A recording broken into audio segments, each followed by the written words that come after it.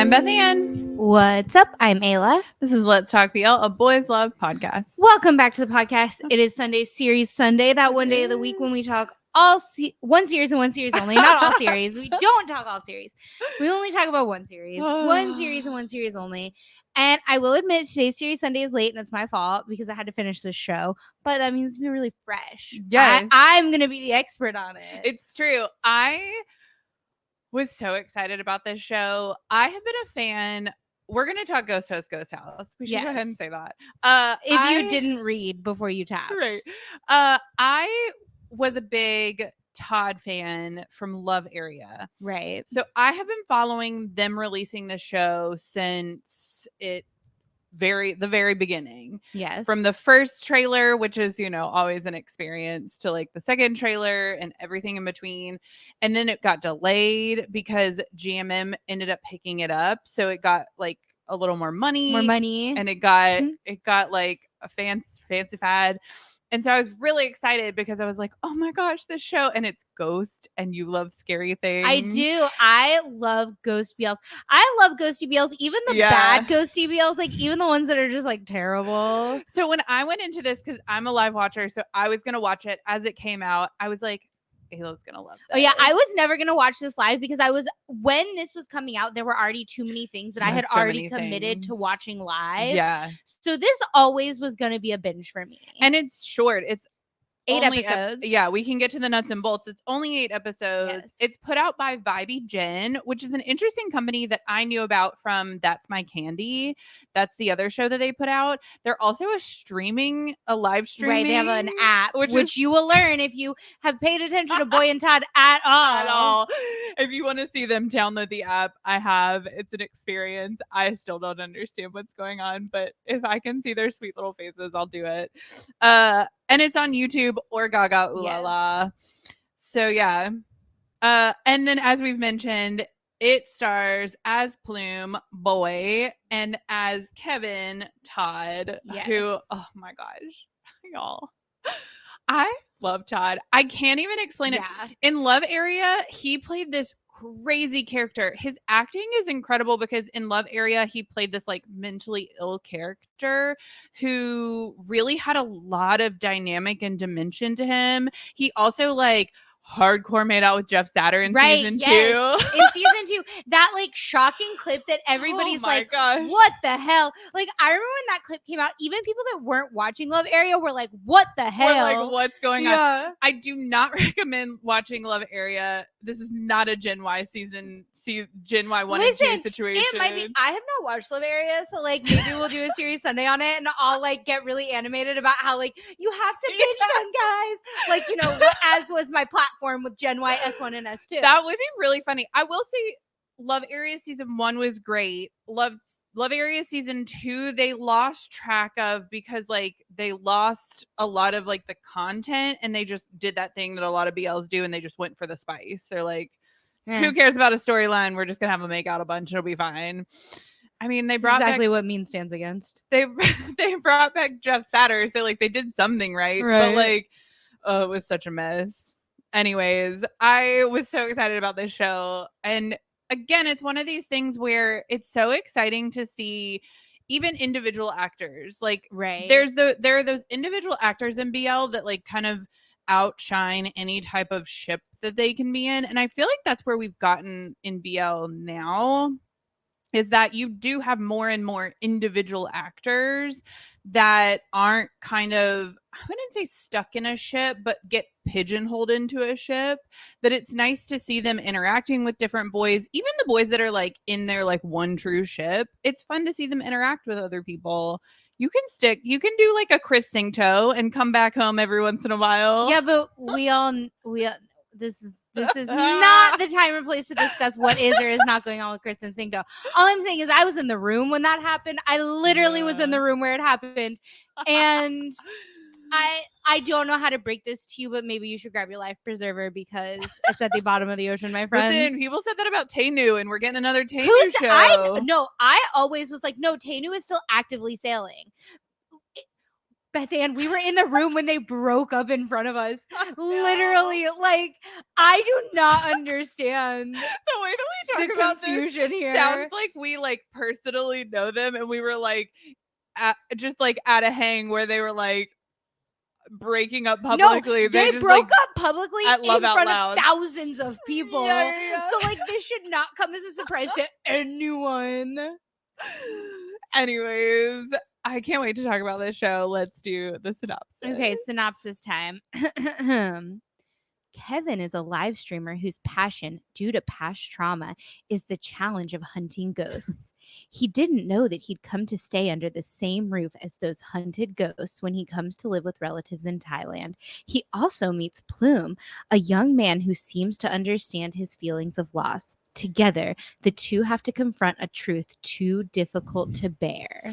Dun, dun, dun. Cute. That was a cute synopsis. I feel like it was good. I really enjoyed the show as a whole. When they wrapped up kind of the family, I was like, oh, this could like really go down, right? Like once they kind of get past the like real meat of the show, which is like the families and like the dad and like all these things, you're like, so at the end of episode 7. Yeah, so you're like, so in the final what's gonna ep, you were highly concerned for ep 8. I feel like, well, like, yeah, I guess because the parents were still there in ep 7. Yeah, ep 7 was one of the more heartbreaking episodes on like a or not heartbreaking, but like, yeah, it was like bittersweet in terms of. So what I will say is my opinion about the show is that it's actually about the family. Like I so much preferred and loved and was really excited about those scenes, but not in the sense that I would have rather lost Kevin and Plume, like not in that sense at all. I just wish they are the reason I wish there were 12 episodes, I guess. Not the relationship, but the family is why I wish there were 12 episodes. But no, episode 7 is the episode where auntie and uncle go to the beach and they relive their honeymoon and they're like young again. Like you see them as like a young married couple, which is so bittersweet because like, if you like remember back to when Kevin first moves into the house and like they're in his dreams. Right. And you see them and they don't mean to be in his dreams. They're just kind of like doing the thing that ghosts do, which is like reliving their past. Right.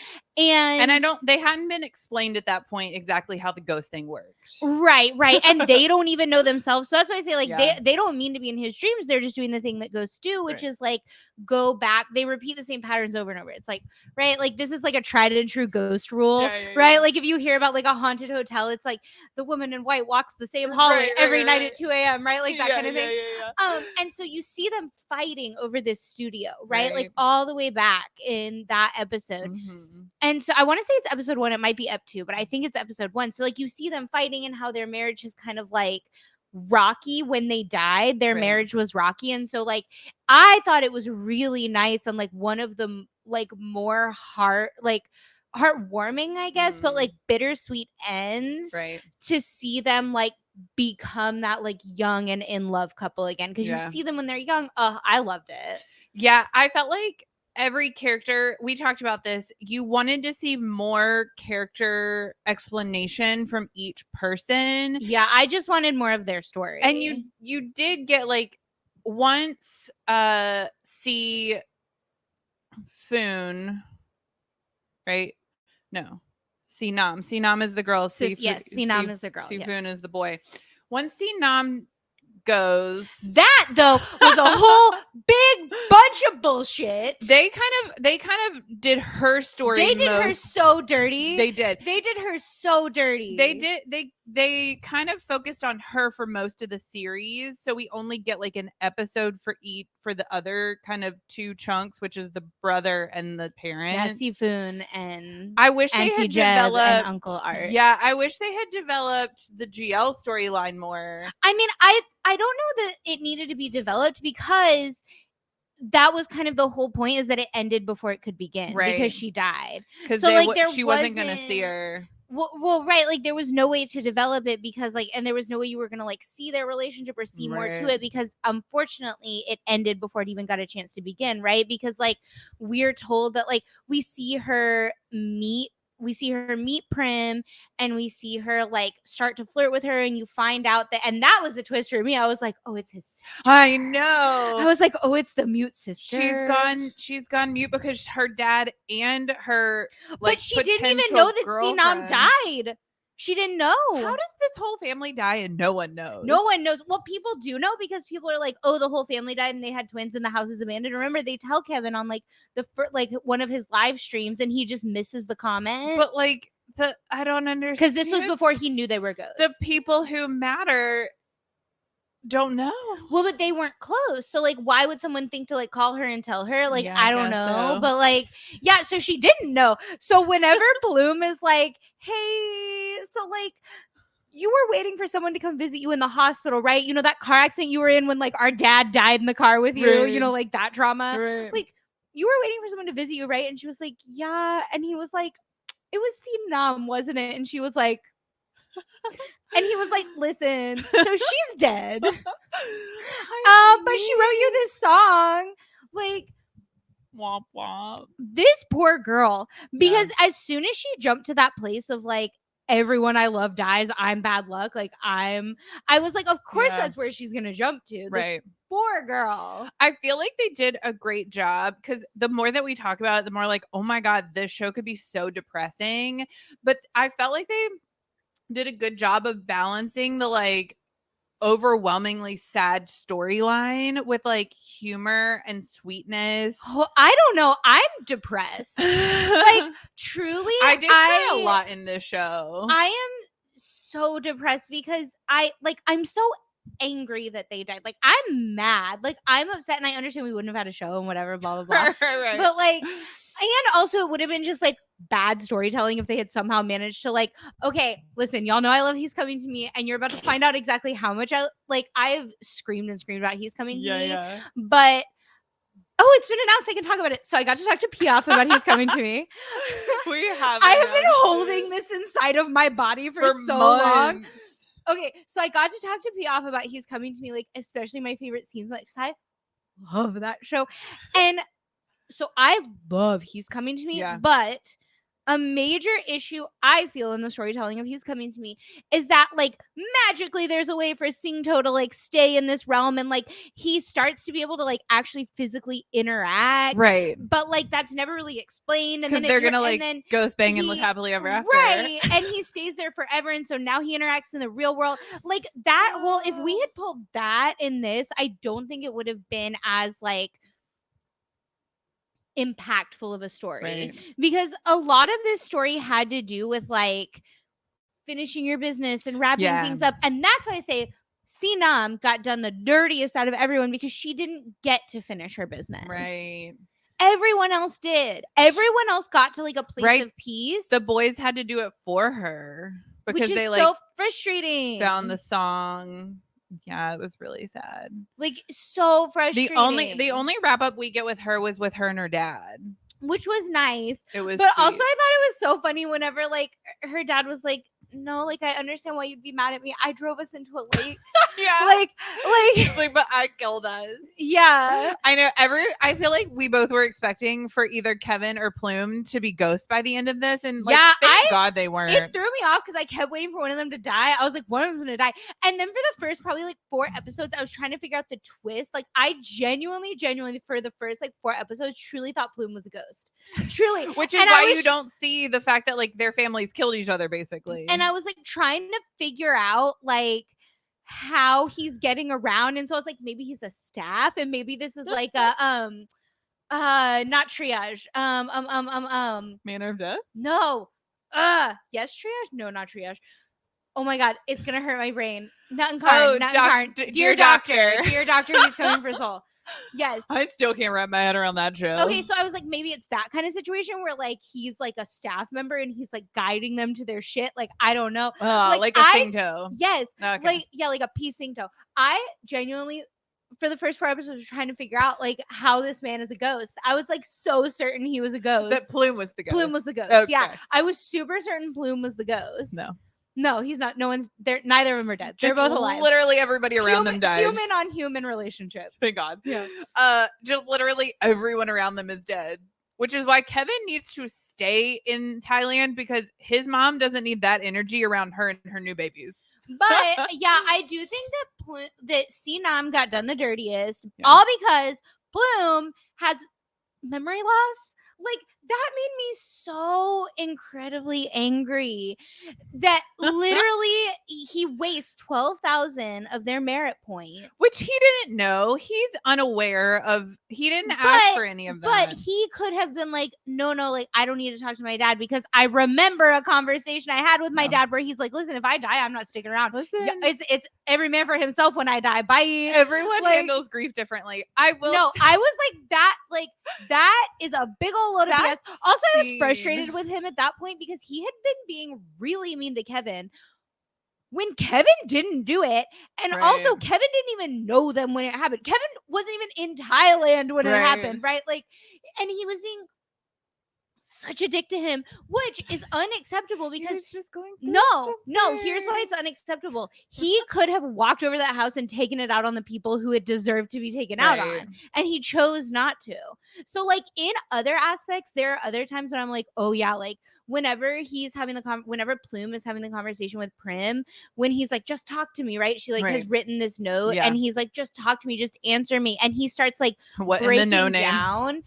And he's like, I will never be as good of a dad to you as dad was. And like, I'm not built, like, I can't do this. Was he a good dad? Because he was like a tough love dad. He's like very matter of fact. If I die, like, goodbye. Like, I couldn't care less. But I mean, he did teach them some good lessons where like, you remember that anyways. But he was like, I'm not strong enough to be this for you. And he's like breaking down. I was like, oh, this boy is the epitome of just going through something. But in that moment, in like that aspect with him taking it out on Kevin, I really was like, that is not okay because he has the rarest of rare opportunities in the fact that like he knows he can go actually interact face to face with the person that killed his dad, right? Like, and so instead of like confronting that head on, to steal a word from your vernacular, like, I thought he was being a coward. Him taking it out on Kevin was a cowardly way to deal with that. Yeah, I think he was just unable to process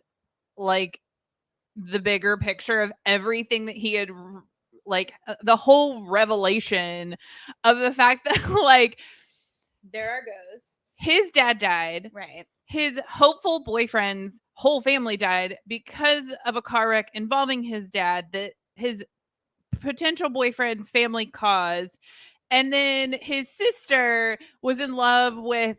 But he didn't know that at the time. Right. He didn't know about Prim and Sinam. At the time, like, just the revelation of, like, the families and, like, that connection, I think he was, like, overwhelmed in that moment. And as we see kind of in that moment with him and his sister, where he's like, I think because his dad was so matter-of-fact, tough love type of person, he went the other way where he's like very soft and very feeling, and like he has all these emotions, and he's just soft. And so I think he just like didn't know how to like handle that in that situation. He absolutely could have just stood there and been like, you killed my family, or you killed my dad. Well, like, but he continues to be a coward about it. Ran away. Right. Yeah. And then he continues to be a coward about it when Kevin tries to be like, hey, this is what really went down. He just actively doesn't want to confront it, which is fine. And like, everyone grieves differently at a different pace. Right. But it doesn't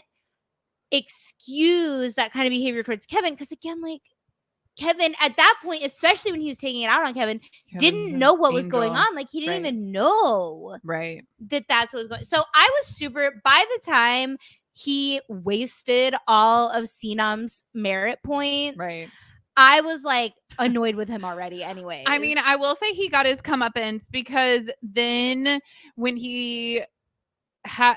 Kevin... damn, does get back at him. I know. He apologizes to Kevin. They have a sweet moment. And then Kevin has this moment where you see the flashback when Plume asks him to be his boyfriend after this like very sad beach frolic. Truly, this beach frolic should have been what that beach frolic in Gen Y season 2 should have been. If you're having a funeral beach frolic, it should be sad. But Bethany, life goes on, love goes on. Not in Ghost House. Oh God, I died laughing so hard because I was like, "This is how you do a sad beach frolic." No, but the whole point is they were never sad because life goes on, love goes on. They were never sad. They were never sad. Anyways, Peepaw wouldn't apparently have wanted them to be sad. but when we get that moment of Plume proposing dating to Kevin on that tuk-tuk with the sticker that says Bimbingana. And he's like, then we get this flashback of Jake and Kevin, and you're like, are you for real now?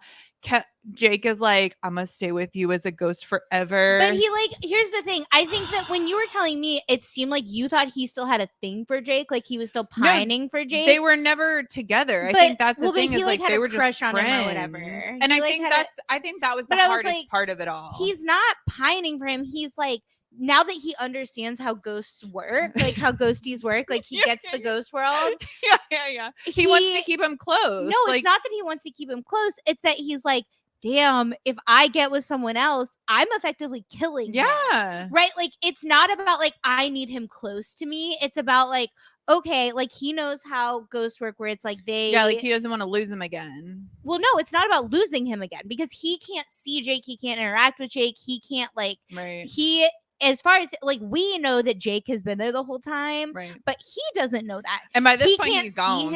He can't see him. He can't like interact with him, nothing. So it's not about keeping Jake close to him in any way, shape, or form. It's about like, I think the guilt of him being like, I understand that like his last mission was to like wait until there was someone there to take care of Kevin and like love him the way that he, right? And so he's like, if I accept this and go into this, then I am killing him, right? Like, because that's what happens. They disappear, they're gone, right? Because like they died, but they're ghosts. So like their spirit goes on. But at that point, when he's like killing his last, like his final business on Earth, right? Because that was the whole point about like, that's why Plume's dad doesn't come back through, is because he didn't still have business. And so he knows that like, when he takes away Jake's business, his leftover business on Earth, he's gone.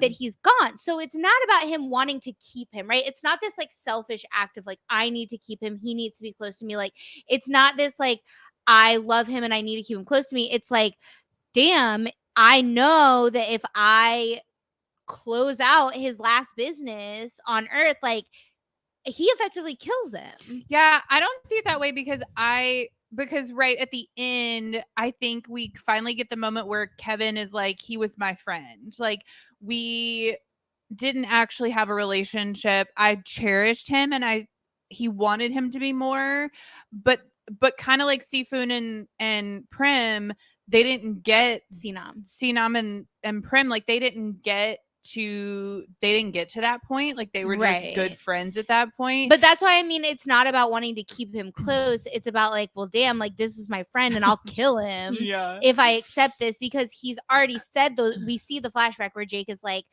I would stick around as a ghost until you found someone, until you found the person. So he's like, okay, so I can either get a boyfriend or kill my friend.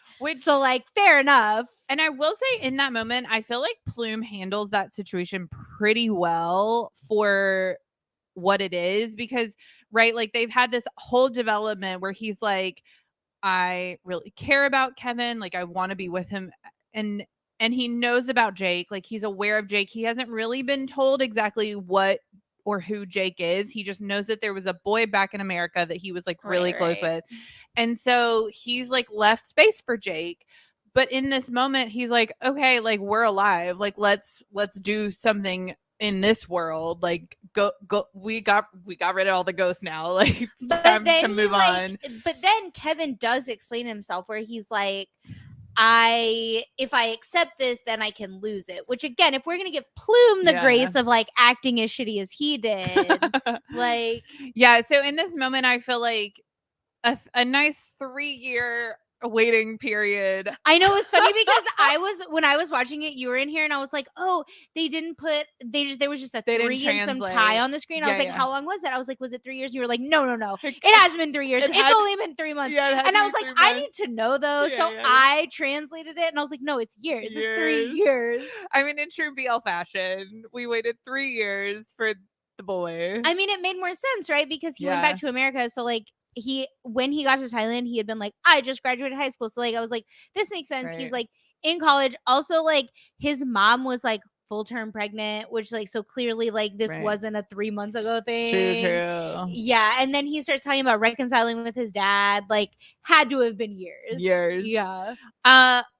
What did you think about this time jump? Because I hated it, honestly. Because like I feel like we don't need that development within those 3 years. Like you get that they've been apart, like there's been no communication other than Plume goes on to Kevin's live streams. You kind of get everything explained to you. But it's not about that. Like it's not about being explained to what happens in the middle, because like with all time jumps, they always explain what has gone on, right? In some way or shape or form, right? So like the time jump in You Are My Sky, they're like, oh, we finished the semester, it's time, right? Like they have a conversation about it. So you're told what has happened. Right. That's not the point. That's not the problem with a time jump, is like, oh, I don't know what happened in the middle. Because every time jump, they tell you what happened in the middle. It's not about that. You just want to see what happened. No, it's not about seeing it. It's about like, there's no way to... It's about the characters developing.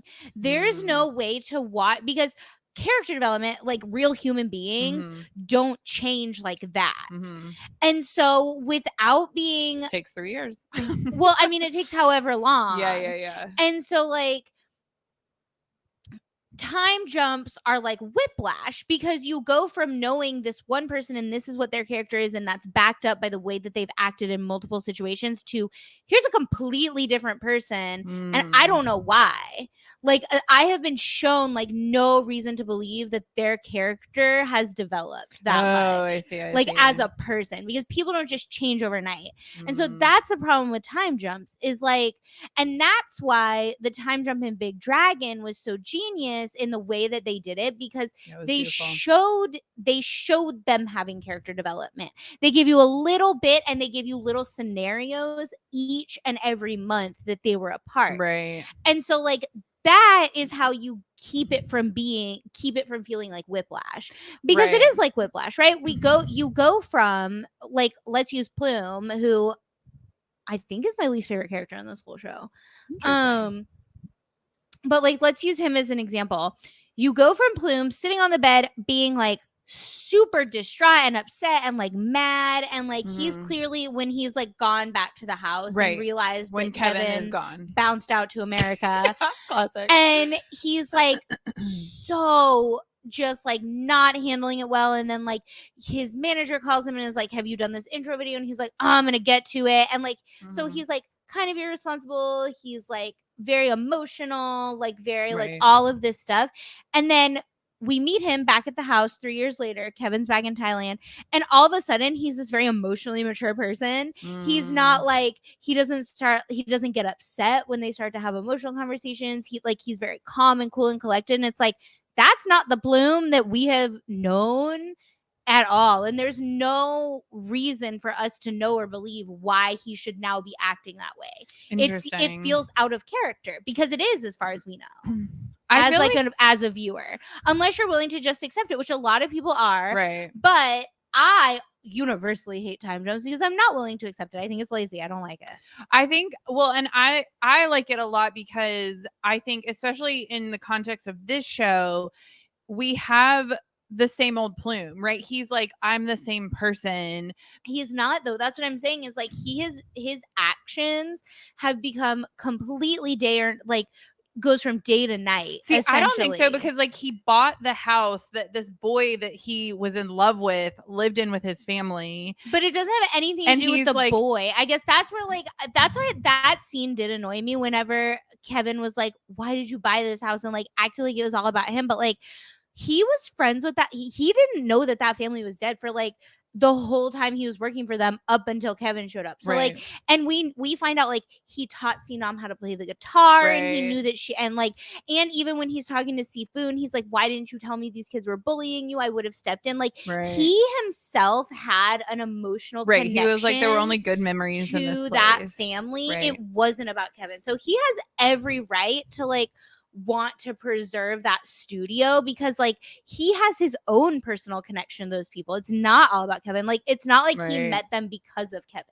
Like he knew them already before, and he had like clearly spent copious amounts of time with them to like teach her the guitar and be close enough with Sifu to do, you know, right, like all of this stuff. And to like he even like when we first meet him, he's like, oh, I thought you were on a diet, you ordered all this meat, right? Like so clearly he has like he knows them, they're friends, right? So like no, like but with Plume, like when they would talk, so even like the whole will you be my boyfriend bang bang and that thing, when Kevin starts to say no, Plume gets like visibly like he's emotional. Like anytime they have like conversations that are emotional, he gets like visibly like he can't work through it and he gets mad, like he gets a little angry. Like he's never mean, but like you can tell he gets frustrated. Right, he's definitely he gets frustrated mad. for sure. And that happens not just during that scene, but anytime they have emotional conversations, right? Like if you consider how he treated Kevin when he found it, right? Like all that stuff.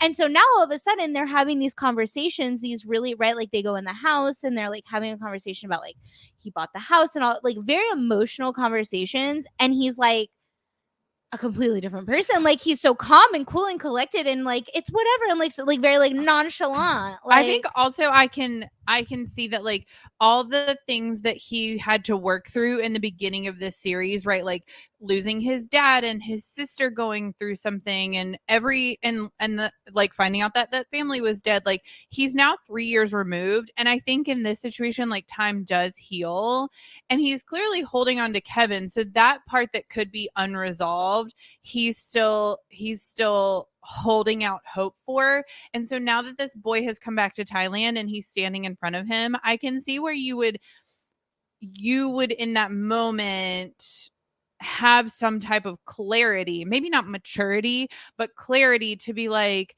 oh, there's hope now. Like I can have this thing that like I've been wanting for 3 years, right? Because he's been a part of the lives and like he's been working on himself again, and like doing all these things. There are some people, some viewers, they're willing to just like accept it and kind of make up their own character development for them, right? But like I personally am like I not to speak for everybody that hates time jumps, but most people, the reason that they don't like a time jump is because they're not willing to just like, for me as a viewer, it feels lazy. It's like I'm not the writer of this story, you are, right? So like, and I very much like I view the characters as like they take on their own life and they have their own life, so I'm not going to make up a life for them, right?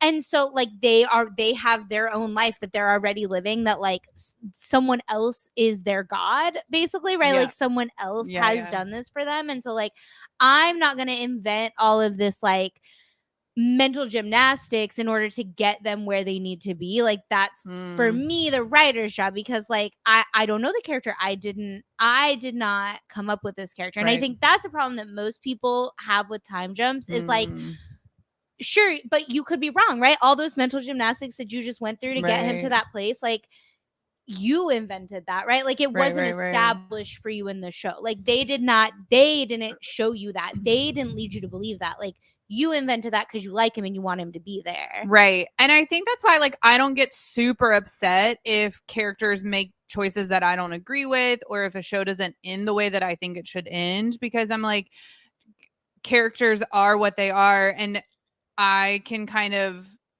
I take it at face value. Like I'm not like a real think deeply about like what these characters do or say. Like I kind of like take it at face value. It's like you at that point that you're like, oh well, he had this moment, blah blah blah, right? Like you're thinking really deeply about how he got to that point emotionally. Versus, well, I just am like, it's been 3 years. I think that like he got over the stuff that he was dealing with 3 years ago. Like that's kind of my point. Is I don't want to have to think about it. Like I don't want to have to think really deeply about like, okay, so how did he mature as a character to get to this point, right? Like why am I seeing two people with the same face essentially behave like it's the same person with the same name but behaving like two different people? Interesting. I feel like I don't want to have to think about it. I feel like that's not why I'm watching TV. He feels and thinks like the same Plume. He's just 3 years older.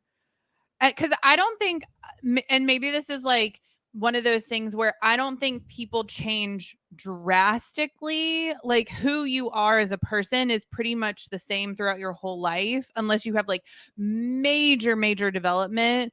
But for the most part, like how you deal with things is going to be the same. If the situation is different, like he's not, now that it's 3 years later, he's no longer in this situation where like his dad just died and these people have just died, and like he's not in the grief as much as he was 3 years ago. And so I think that like I don't see him acting any differently. Like I see the Plume from maybe like episode like 2 where he realized like, oh, this family's dead, that but he's still developing his relationship with Kevin.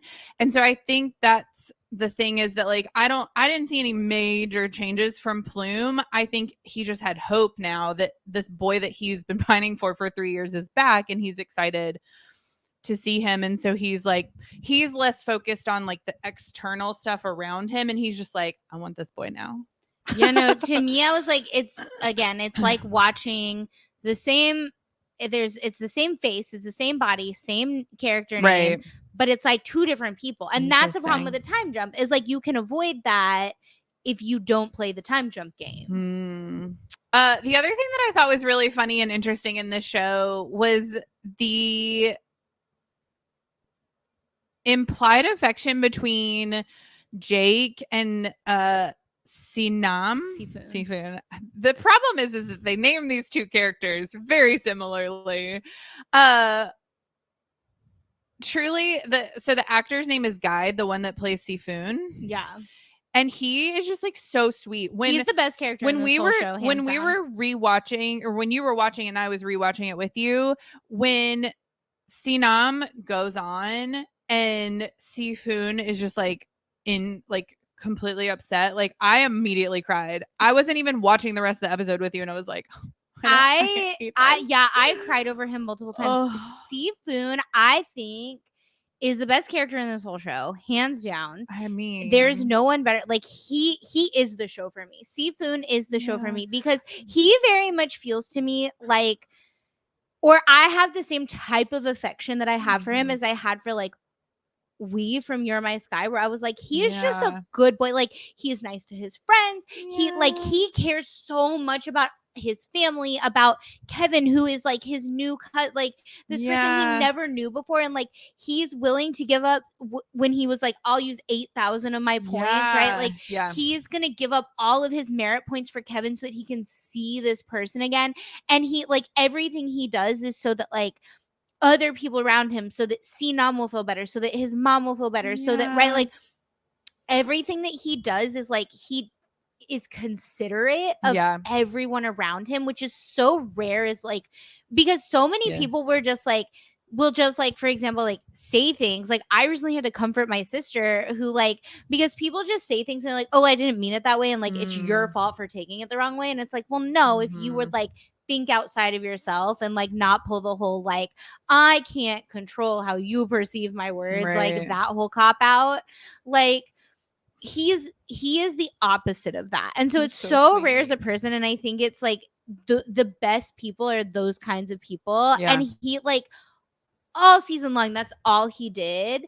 And then that very last day when he's like when he tricks Kevin and Plume into thinking like they're working on a revenge plan, but really it's just so he can hang out with them all day. That whole episode, I was dying. I sobbed at the end of that when he's 1,000%. like, there is no revenge. I was like, and then he gives this speech to Kevin about like, this is when I was like, I need them to pull some TV magic and make this boy somehow come back to life.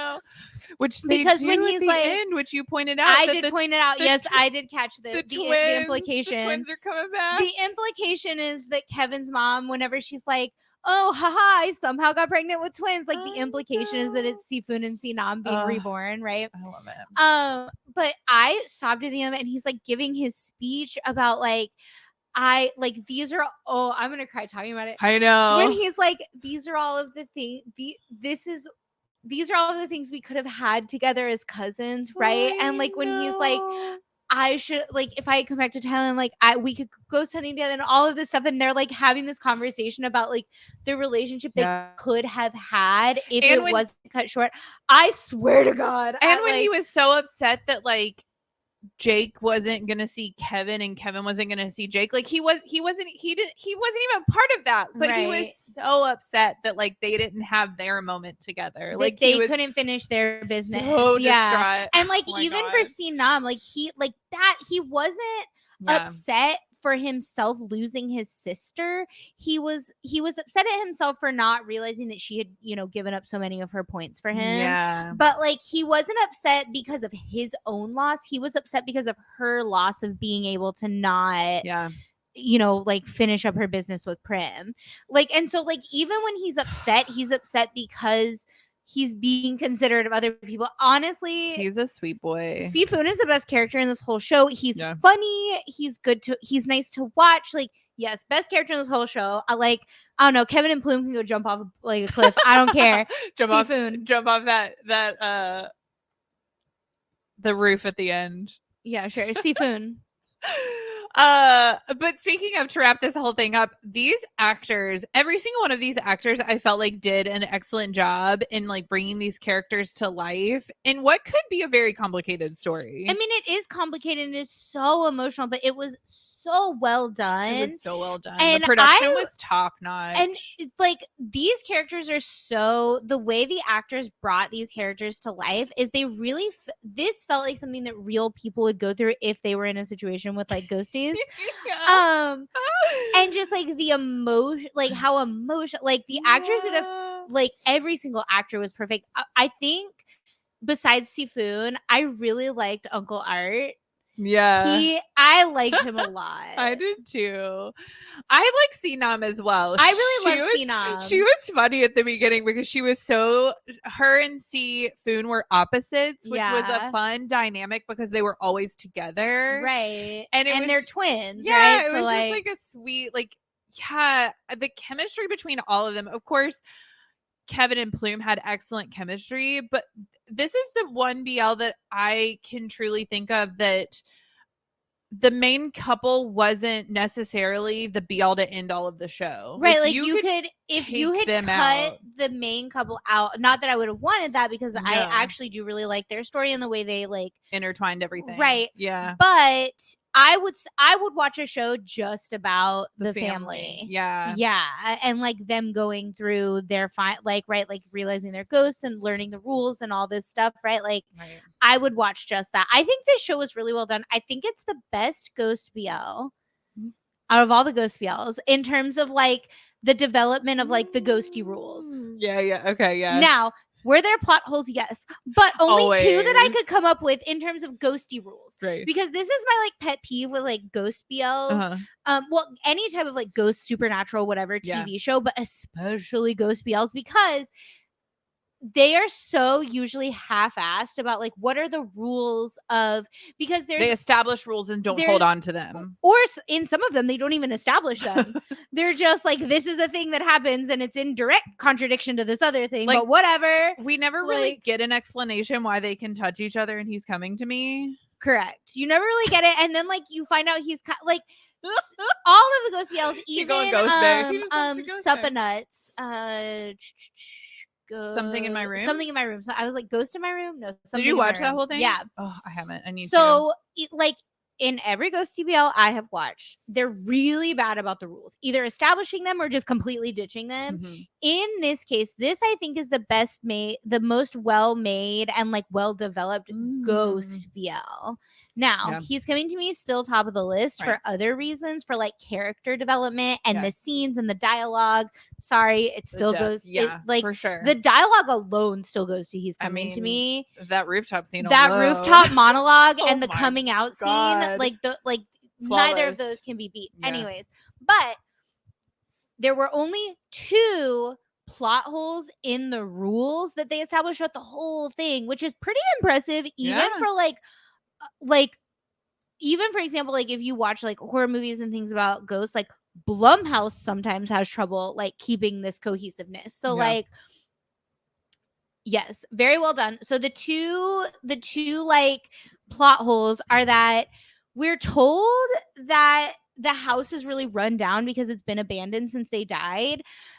But the reason that Kevin and Plume see it as like this nice, bright, vibrant place is because Auntie Jeb is using like ghosty powers to make them see it that way. Yeah. But when Kevin's on live stream, you should be able to see it as a rundown house behind him, because we see on live stream when they're singing the song, you can't see the ghost behind them, which means that their like ghosty powers don't extend to like the internet. Right. So like that's one like ghosty plot hole, is that we're told they can affect the way that you see something, but that shouldn't affect Kevin on live stream. It should be like a shitty rundown house behind him in the background. That's one thing. And then the second thing was how did Auntie Jeb send him the line message in the first place that she couldn't pick him up? Because their phones are at the bottom of a lake, and we know that they can't get on the internet. Like they can't. We know that their ghosty powers, they cannot use the observation. You were like, well, maybe there's a computer in the house and they have line on the computer. No, because who's been paying the internet bill? There's no internet there. There's no lights there. Right? Because we're told that like the lights, right? And then that also begs the question of like, how are their lights after they all go away? Because like their ghosty powers are gone and Kevin's still in the house like packing things up. There shouldn't be lights anymore. Right? So like that hole was like, but for that to be the only plot hole, like that's actually pretty good. Maybe somebody left their cell phone behind. No, but they wouldn't be able to interact with it. Why not? Because they can't. They're ghosty. Like who's been paying the phone bill? Because no one's been paying the phone bill. Phone is cut off. Also, yeah, phone's cut off. We also don't know how long it's been between. Well, we know it's been quite a long time, because you see the car get like pulled back up during that like ghosty thing where Plume goes and like begs the shrine to show him who killed his family, and they like, and so the car is like all like gross and whatever. And also Prim supposedly has been in the hospital that whole time, and so like she was in the hospital and now she's out and she's like fully healed. That's been at least like multiple months. Like at that point they shut off your cell phone, like they shut off your lights, they shut right.